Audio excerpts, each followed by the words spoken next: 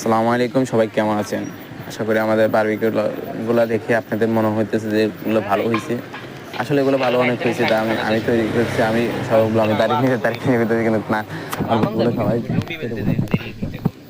বন্ধু তো বন্ধুকে দেখাচ্ছি, বন্ধু হয়েছে কিনা দেখ। আর বন্ধু হবে না, ও বন্ধু তোর তো ক্যামেরা নিয়ে না, দেখ তোরে নিচ্ছি আমি।